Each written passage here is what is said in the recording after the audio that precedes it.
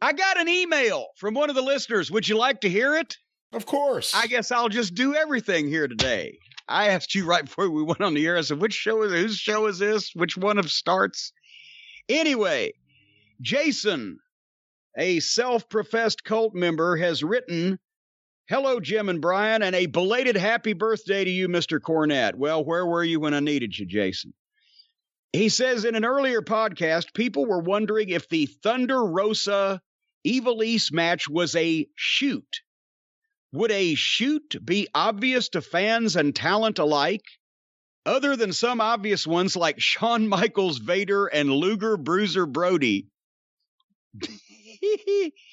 Were there any matches on TV or pay-per-view that were shoots that the fans were unaware of? Remember that famous shoot that Shawn Michaels and Vader had? I wish I remembered that famous shoot. Yeah, that would have been a good one. And also the famous shoot that Luger and Bruiser Brody had that would have also been a good, if only one of them was shooting. Do you remember when Hogan went to WCW in 94? So I guess it would have been maybe Starrcade or maybe early 95. I forget. There was a pay-per-view in Baltimore. And it was Vader versus Hogan in the main event. And the fans there, because Vader was a badass and he had already done UWFI, I think, they thought there was a chance he would shoot on Hogan, and there was a big sign in the crowd, "Shoot, Vader, shoot," which of course didn't happen. Well, and I didn't mean to giggle at Jason's email, and thank you, Jason, because this brings something up, though, because people were saying, oh, the Thunder Rosa and Ivelisse, it was a shoot. Remember that on Twitter and everything? And he says obvious ones like Shawn Michaels and Vader. Here's the thing. People first have to understand what a shoot is and what a shoot is not. There are instances where there's a lack of cooperation, or guys are getting fucking pissy with each other, or there's a struggle for control of how the match is going to go, or a variety of things we'll talk about, but none of those things were shoots that was meant. Shawn Michaels and Vader wasn't a shoot. Luger and Bruiser Brody wasn't a shoot. Thunder Rosa and Ivelisse was not a shoot. Michaels and Vader was just a display of unprofessionalism on Shawn Michaels' part. Luger and Brody was a display of unprofessionalism on Brody's part and you might can remember here in a minute when we flesh this out more what he was pissed about than I do at the time. And Ivelisse and Thunder Rosa was just a disagreement of opinion on the direction of things. It looked like here at a point or two, but there's only two kinds of shoots. There's a planned shoot where it is agreed upon beforehand that both guys are going to go in and do their best to beat the other within the confines of whatever it is that they're doing. If it's a wrestling match, that doesn't mean that they're just going to go straight for the eyes and the balls as soon as the bell rings. They're going to try to win a wrestling match. If it's a fight, UFC match, whatever it is, or if it's just a shoot can be a street fight. If they just get fucking mad and say, here we go, and they're having a fight, that's a shoot with no rules. And an unplanned shoot it has happened in wrestling when tempers flare, something goes wrong, and guys get pissed, and it breaks down where both guys are legitimately trying, either Andre the Giant and Akira Maeda, even though neither one of them was trying really hard. They were just hoping the other one would try first, but that type of thing. Those are the only two kinds of, and then there's a friendly shoot. We've talked about that before. Brian, do the folks know what a friendly shoot is anymore? You can kind of tell, but not really by the name of it. I don't even remember when we talked about it on the air, so probably not. Well, a friendly shoot is, and it didn't happen real often, and certainly didn't happen on TV, and probably by the time the pay-per-view era came around, it was mostly done with anyway. But guys, especially if a couple of guys either had hotshot amateur backgrounds or they were trained by someone who had a wrestling reputation, it was not unheard of on a house show match. They would have a friendly shoot, which is they basically agreed that they're not going to fuck up the fucking match or the finish, but they're going to wrestle and see what the fuck they can see. And there might be 3 or 4 private finishes within a friendly shoot that the fans would not even know about, because once you get a fucking guy in the hall and he can't get out after, and he realizes he can't get out, but he don't want to fuck the match up, he's like, gives you the office, and okay, you start working and then start shooting again, and the other guy might get the other guy, but you don't really beat the guy in front of the people. You're having private fun, while back in those days, wrestling could look enough like a legitimate wrestling match for a few minutes in the course of a house show match of an evening's festivities that the people wouldn't notice anything was amiss. They're fucking wrestling. It would have looked awful funny if Bugsy McGraw went out and started doing that, but for guys that were wrestlers anyway. So that's a friendly shoot. They're just doing something amongst themselves, and there might be a finish or two and you don't even know it. But then they're working within the context of the greater program. And Dennis Condrey used to say that fucking working with the Von Erich boys was like being in a friendly shoot. You knew you weren't going to fucking get murdered, but you were still going to feel it. But what a lot of the fans are talking about are shoots now are simply a lack of cooperation or a breakdown in communication, or moments of unprofessionalism or tempers flaring or whatever. And those don't fit the definition of a shoot because, as I said, for it to be a shoot, both parties have to be equally like people said Bob Holly shot on Matt Capitelli that time on Tough Enough. No, Bob Holly was a stiff prick and potatoed and roughed up Matt Capitelli some for whatever reason they were doing it for at that time, which was probably a spurious reason at best. But he wasn't shooting on him because he wasn't. If you're shooting, you're giving your all. Bob Holly was working too stiff in a pro wrestling style, and Matt Capitelli, because he was a rookie on Tough Enough, took it because he didn't really know what the fuck was going on, and he thought this guy's supposed to know, and blah, blah, blah. If it had been another professional veteran, well, the two things. Number one, Bob wouldn't have been doing it, because either somebody wound Bob up to do it or something, whatever the fuck, but Bob wouldn't have been doing it to a veteran. And secondly, the veteran would have probably instantly known what the fuck was going on and fired back up, and they would have both settled down. Or Bob Holly's a tough son of a gun, so maybe they'd had a fucking fight. And then it would have been a shoot, but that's the point. Both guys have to be trying equally hard for it to be a shoot. If you shoot on somebody you're working with and beat them, that's not a shoot, that's a double cross, which is a completely different animal that we've discussed many times. So, in anticipation of Jason's email, Brian, I asked you to look up an article that was written sometime back on famous, what some people called shoots. And let's see because I don't even remember it, what all was on there. So I wanted you to read this to me, and let's examine what people think are shoots that actually may or may not be. Because everybody's fascinated with, that's why everybody wants shit to be real. And that's why, oh my God, it broke into a shoot. That it's almost like people jizz themselves, because remember when it was all supposed to be a shoot? People jizz themselves over everything. Remember, and also, Don, before you get started on that list, one more thing, since I've steamrollered you. Why are you not cooperating in this program here? There's a lack of cooperation between you and me in this program. It's going to break down into a shoot. A friendly shoot. A friendly shoot. Fucking Don Owens, promoter in Oregon, his brother Elton that ran some of the smaller towns like fucking Medford and Eugene or whatever, right? He liked shoots. He liked to, and he would tell the guys if they, in some of the underneath matches, not to fuck up goddamn, finish of the main event to bring it back next week or whatever, but he'd tell guys he'd give them an extra $50. If they shot, the winner would get the $50. So the guys would go out and work a shoot and split the money, and they'd each get an extra $25, and Elton Owen didn't know the difference. But everybody wants it to be real, and then the shoots have taken on such a fucking, mythical proportion. Anyway, what's that list?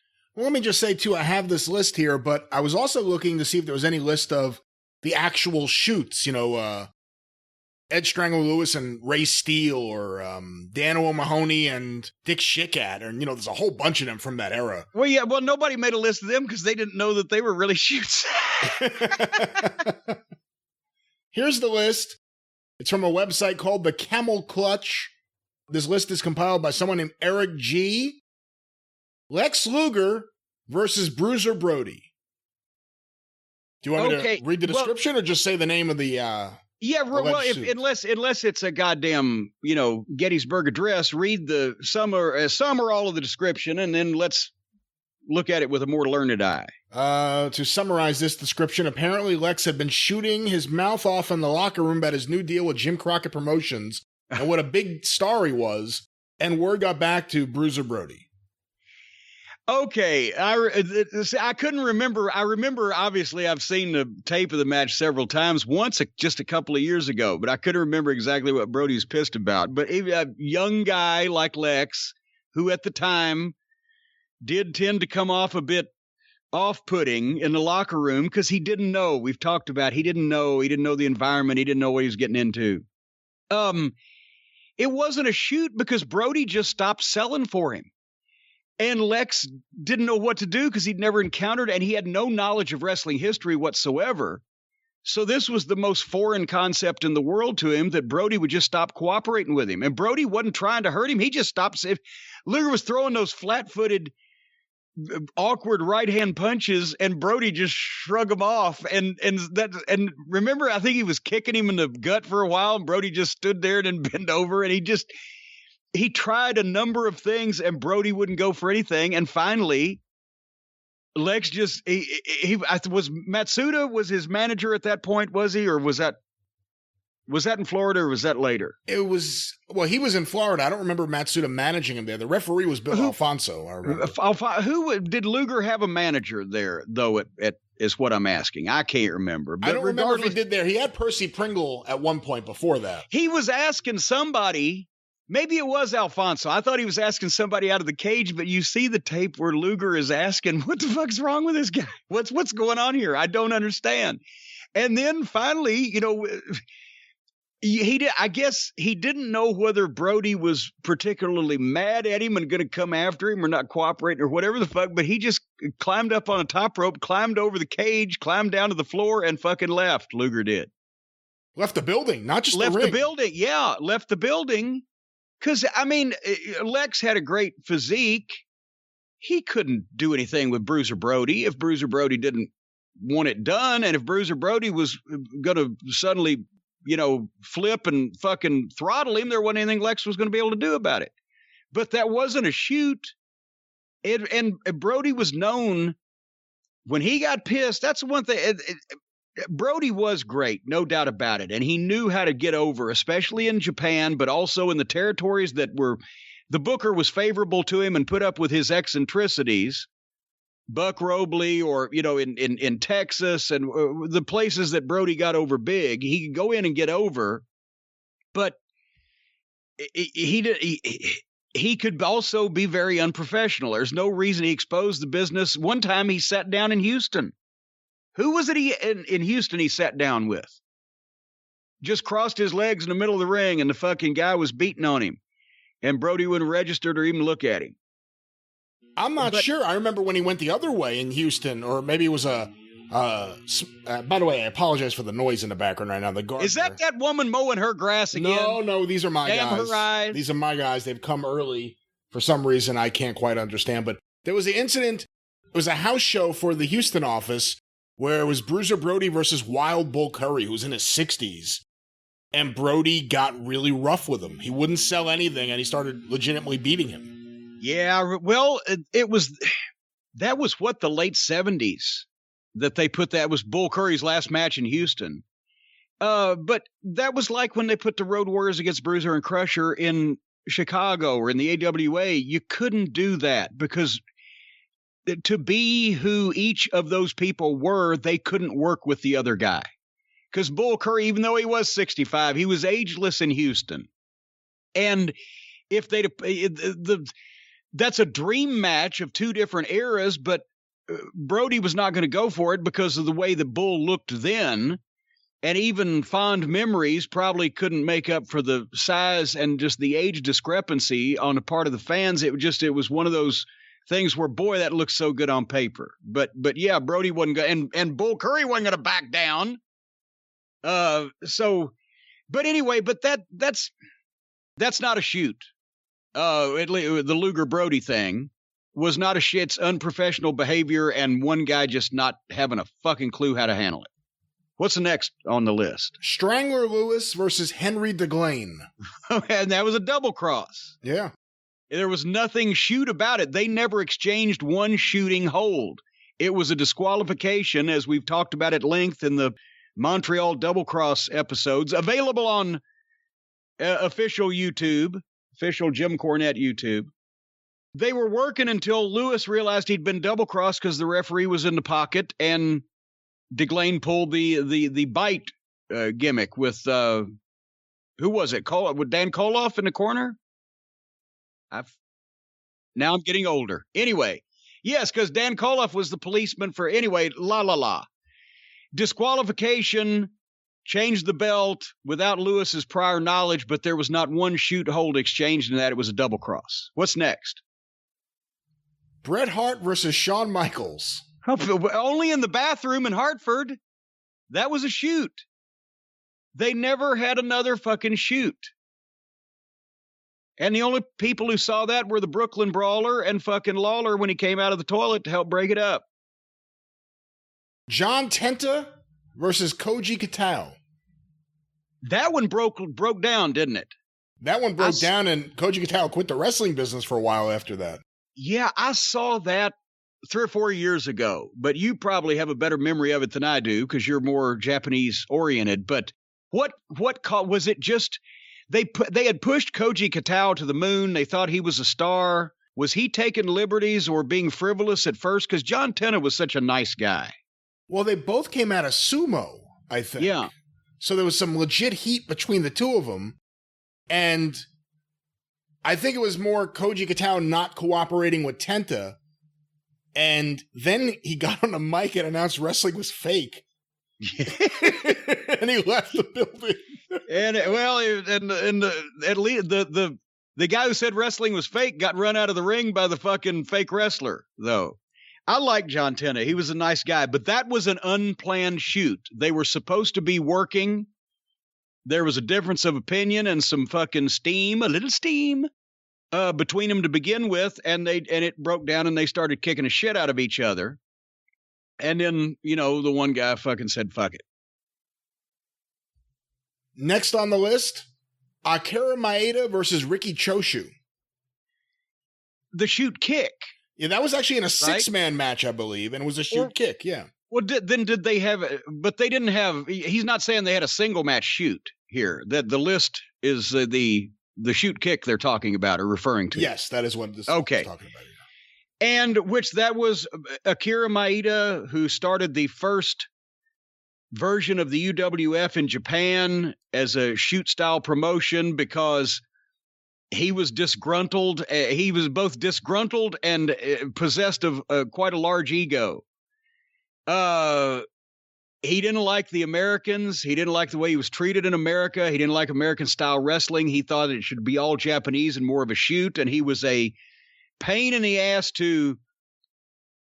he was with, at one point, both All Japan and New Japan, wasn't he? But he was more of a New Japan guy. No, he was just a New Japan guy. He was a New Japan guy. He became disenchanted with a lot of things. He went on tour with the WWF, and he was working like opening matches with Rene Goulet, and it just didn't work well. But at the same time in Japan, there was the embezzlement scandal, which saw Shinma get ousted from New Japan, and also Tiger Mask. Satoru Sayama quit New Japan, and he put out a book called Kayfabe.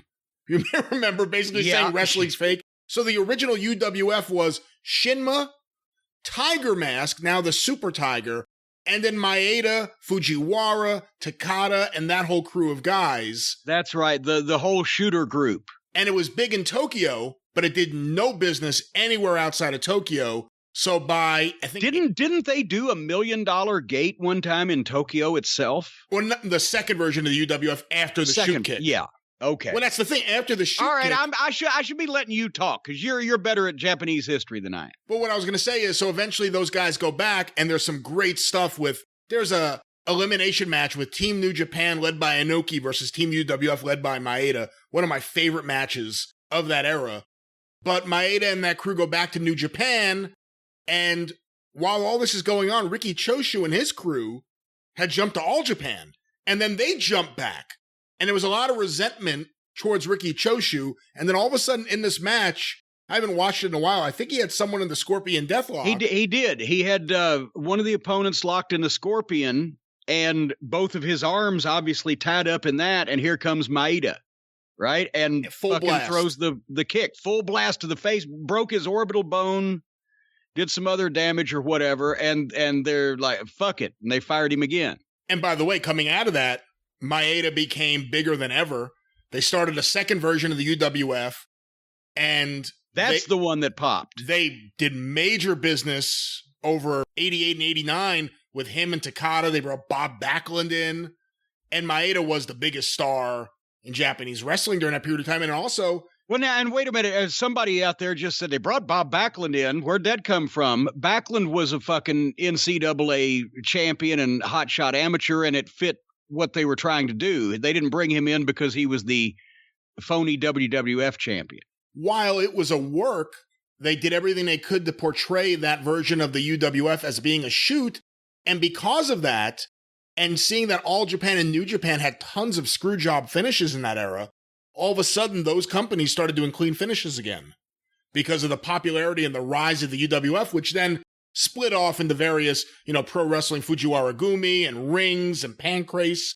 It all kind of came out of that version of the UWFI. It all kind of came out of that version of the UWF.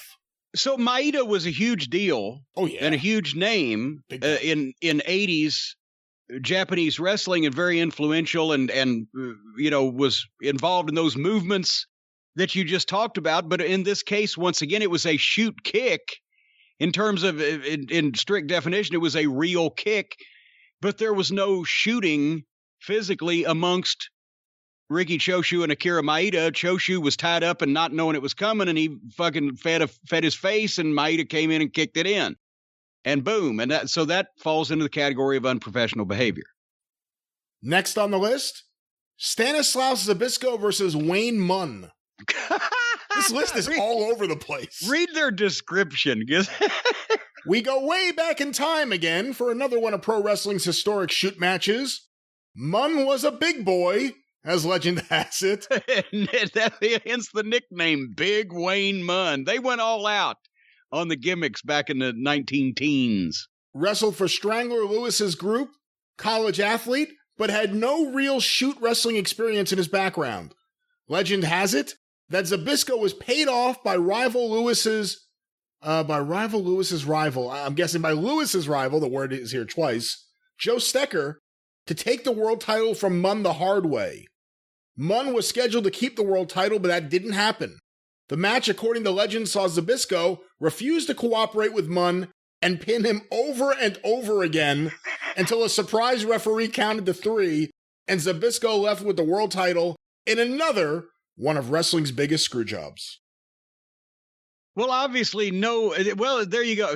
Not screwjob, but double cross. But since no film exists, we have no idea whether poor old Big Wayne tried to defend himself or not, or whether it was a one-sided shoot. But that was an extended double cross. Normally, a double cross comes when two guys are working with each other and have been working with each other with no incident. So the double crossee doesn't have a problem with leaving himself open, and the double crosser takes advantage of it before the guy knows what's going on. In this case, he just said, fuck it. He just stretched this guy.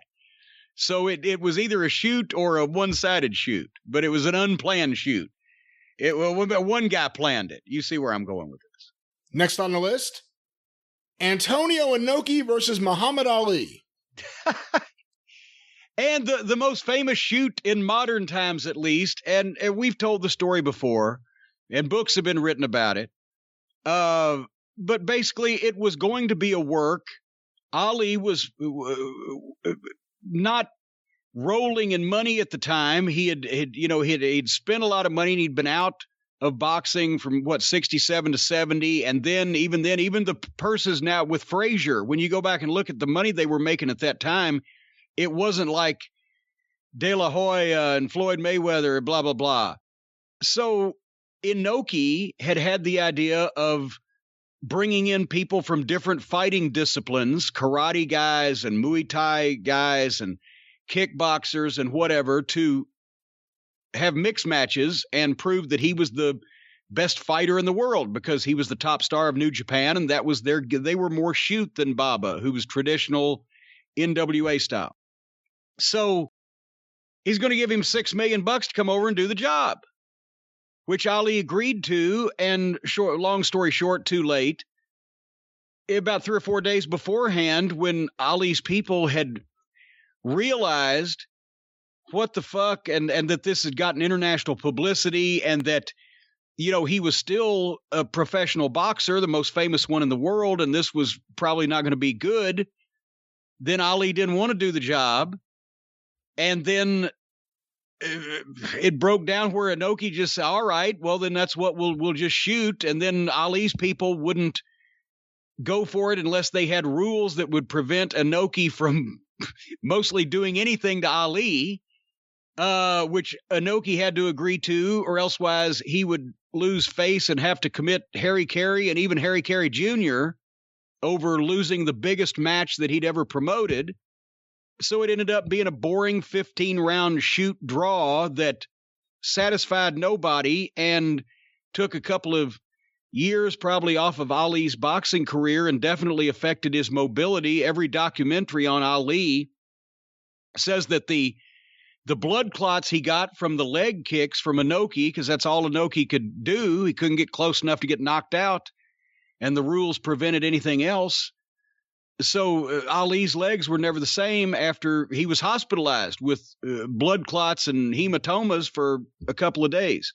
So that was at first it was a work, but by the time they both went in the ring, they both knew it was going to be a shoot, which is why it sucked, because both of them were scared to lose the match, and neither one of them were allowed to do strictly their fighting discipline where they felt confident. Next on the list, Andre the Giant versus Akira Maeda. Well, that one was unplanned, and it was also fucking boring, but it was fascinating. What's it say there? What is their description of it? Yeah, and I wouldn't call that match boring. That one's really uncomfortable to watch. Well, it's I wouldn't say boring. It's not like, see, people think, oh, a shoot, and they're just going to dive in and start swinging and fighting and scratching and gouging. It was uncomfortable and weird, but it wasn't. It was exciting in a slow motion way. I'll say that. The description here says, "Big can be more inviting than intimidating, depending on who you are standing across the ring from. There are mixed opinions of this match over the years, with some claiming that this was a worked shoot. One version is that neither man wanted to lose the match. Another version was that Antonio Inoki booked Andre to teach Maeda a lesson. This is more plausible.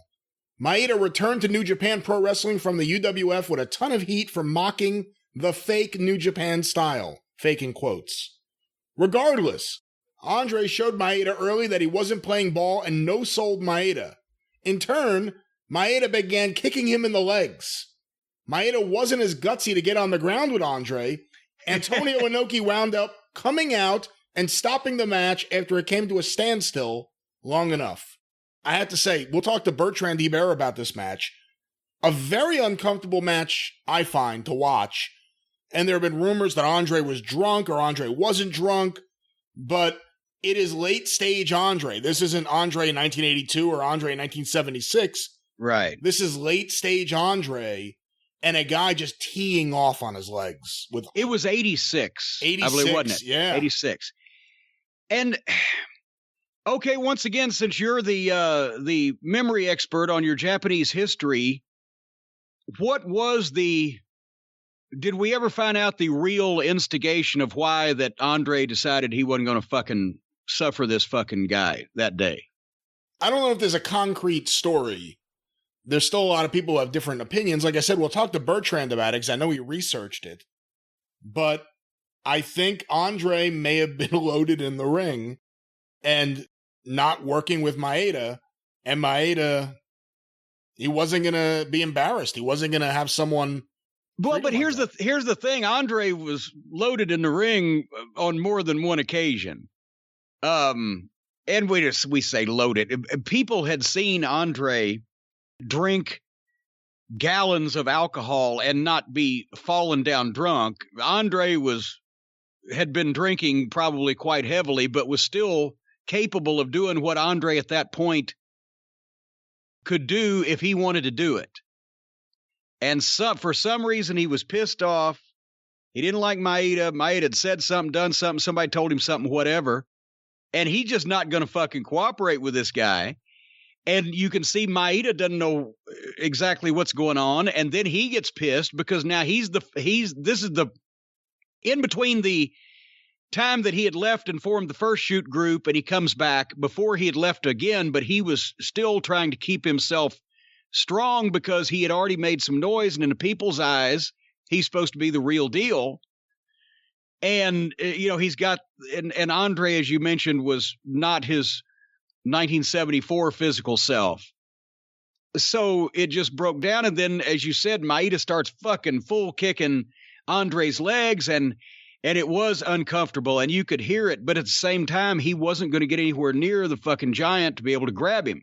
So it was a souped up fucking Ali Enoki, only the Ali part was being played by a 7-foot fucking 500-pound giant. Sound like Hulk Hogan now. And Maeda was doing the Enoki strategy. And I think even if Maeda could have gotten him down on the mat, unless he had just kicked him and knocked him out, he couldn't have done anything with him, because you couldn't. I don't even know if somebody like Maeda could have submitted a guy like Andre with that much, not only limbs that size, but that much pull strength especially. I mean, I know he was broke down at that point, but they always said that Andre wouldn't have even been a world-class bench presser. He didn't have pushing strength, but he had incredible pull strength. And but that was an unplanned shoot that was stopped before we found out what would fucking happen. And probably everybody in the building was glad that it was over. Next match on the list, Antonio Enoki versus the Great Antonio. Well, this was another one-sided shoot. Oh, my God. We should do a show on the Great Antonio. As a matter of fact, let's plug that now. We said we're going to talk to Bertrand Ebert, who wrote, along with Pat LaPrade, the Andre the Giant biography. That's next week on The Experience. We're going to have a palate cleanser of some classic wrestling knowledge. But that'll be next week on The Experience. Bertrand Ebert on Andre. But the Great Antonio was a goddamn weirdo. I got one of those personalities. He was like a giant Prince Mongo of Memphis for the fans in Memphis from the 70s and 80s. He was this weirdo street guy sometimes, 6'6" or whatever, 400 pounds, huge belly, long hair and braids and a long beard, and wore the weird outfits, and was some kind of Eastern European or Slovakian heritage, and just had this gimmick that he was in and out of wrestling, especially in the Montreal area, late 50s, early 60s, into maybe the early 70s, on and off, but not steady. And he was a schlub, just horrible, but he did these strongman things on the streets of the city where he'd pull 2 city buses, or he'd lift a fucking cow, or fuck a cow, or whatever the fuck he did with the cows. And, you would see, remember when Wrestling Monthly was taken over by the French-Canadian publisher in Montreal, that's the only time he ever got any magazine publicity, the Great Antonio. I will say this, going through the Wrestling News, Wrestling Review files I now have, there's a massive folder on the Great Antonio. Yeah. Because he did lots of strongman stuff. Like, did he pull a bus with his teeth? Was that what he did? Oh yeah. That he'd pull a bus with his teeth, or he'd put the rope would be braided into his hair and he'd pull it that way. I mean, the guy was a freak, and I think he died not too many years ago, sleeping on the fucking streets in Montreal as a street person, homeless, whatever. But anyway, as to relates to this story, because he was a big freak, they brought him to Japan. What year was that? Does it have the date? Let me see. It has it as 77. So that was right about the time, as a matter of fact, they brought the McGuire twins for that one time to Japan also. No, that was earlier. That was the early 70s when Enoki first started his company. Anyway, I digress. They bring the big schlub over to Japan, and he's got such an incredible gimmick, and those little Japanese people are scared of him. He's like a big, giant, fat bruiser Brody. You can see where you would try to make money with this guy in Japan, but apparently what happened was they brought him in.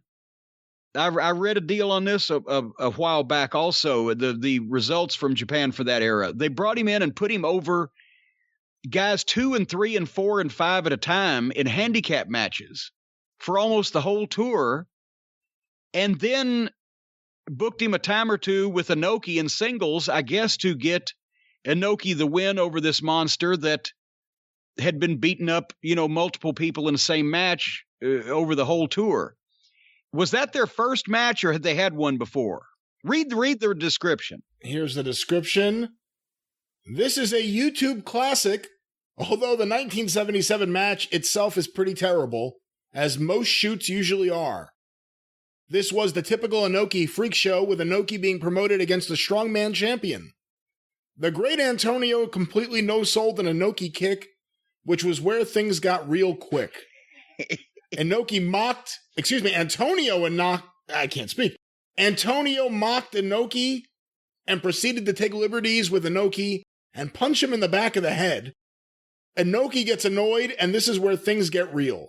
Enoki took the best the Great Antonio had to offer until Enoki just went to town and kicked the crap out of the Great Antonio. There have been different versions of what exactly happened, with some saying Enoki was a bully, but an objective eye can see different when you watch the match. Well, yeah, when you watch it, I guess since they say it's on YouTube, maybe everybody can look it up. The Great Antonio against Antonio Enoki. You can see frustration on Enoki's part because this guy it's almost impossible to do anything with him. But also at the same time, you see that he did no-sell because Antonio's trying to do his gimmick, right? Like he's been doing, I guess, the guy probably wasn't very bright. I don't know if anybody smartened him up or not. I don't mean that wrestling's a work, but I mean exactly what his position there was. And he bowed up on Enoki. I can understand him beating up the job guys. That was to get him ready for the boss. But he bows up on Enoki and doesn't want to sell for him. He's going to be the Great Antonio. And Antonio Enoki showed him which one was the great one. And, he just took him down and just kicked him in the face and just beat the piss out of him and pretty much left him laying there, didn't he? And yeah. He was bleeding and fucking selling. And Enoki's like, fucking washed his hands of him. So, yeah, that was an unplanned shoot that became more of a one-sided shoot, even though Antonio was trying. Next on the list, the mass transit incident. When New Jack, and we won't even go into detail on this, everybody that knows it, and people that don't can look it up, but New Jack on an ECW show, the Gangstas are put in a match with mass transit, this big fat kid that they later found out was 16 years old, and some other guy, I can't remember who his partner was. And apparently what happened was that this guy had been driven there by a couple of his friends, and he came in because he was like over 6 feet tall and 350 pounds, and he said he was over 18, and he said he was a wrestler, and they booked him to do a job for the Gangstas. And then he goes up to New Jack, who I believe on the Dark Side of the Ring episode admitted that he was high as fuck on cocaine, and told Jack he wanted to get a bunch of shit in because it was his hometown, and I think his dad was out there, and also, he was going to get some color, and Jack said, I'll do it for you. And Jack took what was it, an X-Acto knife? I believe so, yeah. An X-Acto knife, and got the kid's color for him. And colored the whole fucking building. Kid almost bled out, and the lawsuits and all that stuff. But that wasn't a shoot. That was the classic definition of unprofessional behavior. One guy was working, and the other guy was taking an X-Acto knife to his fucking face. But that was not a shoot in any definition of the word shoot. And finally, Wendy Richter versus the Spider Lady. That was a double cross with a really awkward afterbirth. People have heard, I'm sure they've watched some of the network documentaries or whatever and heard one or two or three or four different sides of it. But according to the most commonly held view of everything, Wendy Richter didn't want to sign a contract with Vince after Moolah had put the belt on Wendy, and Wendy was going to be the female Hulk Hogan. And so since she didn't sign the contract, and whatever heat that she'd gotten with the office, I don't know anything about it, wasn't there. But somehow they apparently decided, and in this situation also, and maybe we ought to research this sometime. I don't know if they actually came to her and said, okay, Wendy, we need you to drop the belt, because why wouldn't they have, or would she have, or did they believe she would say, fuck you? Or did she say, fuck you? I don't think that's ever been brought up, because going to the double cross is not usually the first avenue of attack. Well, the other thing, too, is there was someone else on TV for a few weeks named the Spider Lady, and then Wendy always said that she didn't realize it was Moolah. In the match, Moolah all of a sudden was the Spider Lady there, and it was clear that it was little old Moolah. Yeah, in the outfit with the mask on, and she trained Wendy Richter, and Wendy Richter didn't know all of a sudden it was her. Well, no, see, that's another thing, but that's after the fact. After the fact, Wendy has said she didn't know it was Moolah, but there's no way you couldn't know it was Moolah. But who was the Spider Lady? The real one? Was it Judy Martin or somebody else? I don't remember. I mean, it was someone in the Moolah camp. So there's only so many people it could be. Or I don't know. But anyway, yes, somebody else had been the Spider Lady. And then all of a sudden it's Moolah in the ring, and they work and they have a match. But then, see, that could be covered easily by whoever. If they wanted to do a double cross, they would have told Wendy, fuck, old fucking Spider Lady is sick or has the sour belches or whatever. Moolah's here. She's going to fill in. Just work with her like it's a Spider Lady, and hopefully nobody will notice. That could have been that easy. I don't know why Wendy would tell the story afterwards, unless when she got back in the good graces, maybe that's part of the story they wanted to tell, which was more the way they wanted to tell it. I don't know. But anyway, they had a fucking match, and then Moolah cinches up on a small package, but Wendy still kicks out, but the referee still counted 3. That is the match that I referenced and the finish I referenced when we were talking about Michaels and Hart in Montreal. And, I said, you can't just have Michaels small package Bret Hart, because Bret will kick out and kick the shit out of him. Because if Wendy kicked out of Moolah's small package, I was pretty sure that fucking Bret could kick out of Shawn's. But anyway, that's what happened. They double crossed Wendy, but it wasn't a shoot match. It was just a double cross on the finish. And then Wendy, you could tell wasn't expecting that, because that's when things got really funky. I mean, it wasn't the greatest match you've ever seen to begin with, but it was kind of a normal match for them. But that's when Wendy started chasing Moolah and trying to grab her and try to pull the mask off. And Moolah was just not fighting her, but just shooing her away, like, and trying to get her glory in the ring. Like, don't bother me, kid. And she pulled the mask off for a shoot. And everybody saw it was Moolah, but it didn't, boom, and off they go. And then Wendy's never seen again in the WWF, at least, until they made up, at least.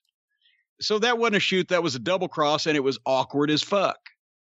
Any other shoots you can think of off the top of your head? Oh, God. How about Bill Watts and Korchenko? What would you rank that as?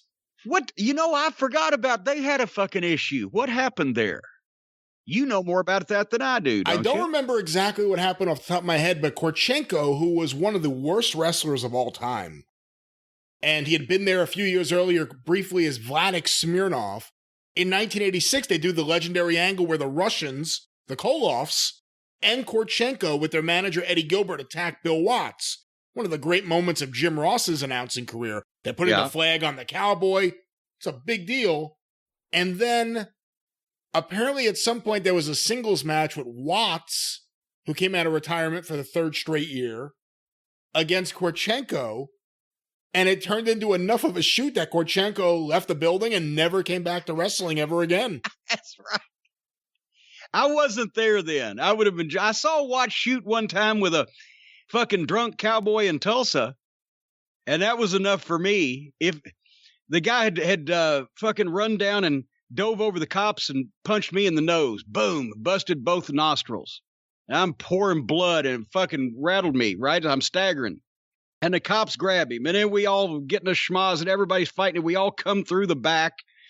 And I'm bleeding, and Watts is there. He grabs the guy. He's like, you want to beat up my wrestlers, huh? And he threw him up against the wall, and he's trying to punch him. And the fucking guy's covering up and flinching and covering up and trying to duck. And Watts grabs the guy's left arm and slams it up against the wall and says, here, Grizz, hold this. And Grizzly held the guy's arm, and Watts, bam, punched him in the fucking jaw. He drops down to the floor.